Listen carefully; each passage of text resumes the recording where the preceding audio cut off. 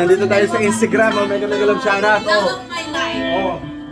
Ayan na, sa'yo. Oh, ano sa akin, ano sa akin? Internet po.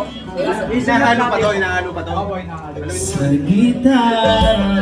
So, dapat natin tayo sa Instagram. At syempre, meron din para sa mga loved one natin. Salted caramel. Salted caramel. Salted caramel, oh, okay lang nga. Basta malamig, sarap, kape. At syempre, Ay, talagang- napaka-generous po ng Instagram. Ayan, so... Meron po para sa mga loved one. Oh, ano po yung pangalan mo? Ano nga ang pangalan? JP po, JP. JP, oh. Bati ka. Yung mga tropa mo, barkada mo. Shoutout sa mga tropa ko dyan. Oh, sige. Pati po sa boss ko, Boss Gary, tsaka kay Madam Jebel Sanchez po, may owner po ng Instagram. Ayan, o, taga saan ka ba kuya? Ano po, sa Citizen po. Citizen po yun. Ewan din. Alright. Palagay mo, ano yung madalas? O yung sa palagay mo na medyo laging ino-order dito sa Instagram? Spanish po talaga. Spanish. Spanish latte po, Ano ba? caramel macchiato po, at tsaka ito po, salted caramel po.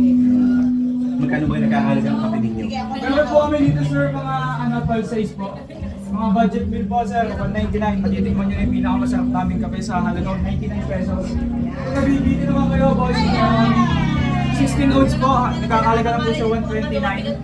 16 ounce po yun. At Pero yan, Galing, oh. meron tayong 20 size, 149 lang. Oo, tinan mo. Para na lang yung Starbucks po boys. Oo, at syempre ang maganda dyan, ang pinakang catch kasi dito ay yung view dito sa lake. Napakaganda po talaga yung view. Again, maraming salamat. Thank you sa Instagram. Ano pangalan ng may-ari? Gary Ramirez po, at saka si Madam Jebel Sanchez. Jove Santos at Gary Ramirez. Apo. Mega love shoutout. Maraming salamat po. Ayan, sige.